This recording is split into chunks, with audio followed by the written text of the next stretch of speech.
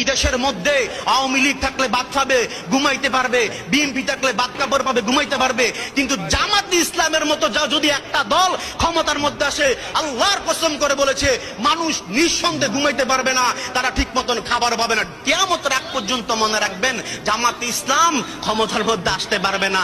মাওলানা ভাসানী সাহেব বলেছিলেন নীল নদের পানি যেমন নীল নয়, জামাত ইসলাম কোন দল হতে পারে না। ইসলামের জন্য শত্রু থাকলে একটা দল হতে পারে, কারণ তারা আমেরিকার এজেন্ট এই দেশের মধ্যে বাস্তবায়ন করতে চাচ্ছে। বিএনপির সাথে মাঝখান দিয়ে লাগছে, এরপর আওয়ামী লীগের সাথে, এরপরে নিজেরা এখন দালালি করতে চায়, কোন জায়গায় সাইড পাইতেছে না। একটা কথা মনে রাখবেন, তারা যেই কারণে ক্ষমতা আসতে পারবে না, কিন্তু আল্লাহর নবী বলেন আমার উম্মতের মধ্যে যারা মুনাফিক, দাড়ি রাখিয়া টুপি লাগাইয়া পাঞ্জাবি পরিয়া ইসলামের নাম লাগাইয়া অথচ আমেরিকার সাথে দালালি করে, হারামকে হালাল ভাবে চালাইয়া দিতে চায়, যারা মুনাফিক তাদেরকে জাহান্নামের সর্বনিম্নে দেওয়া হবে।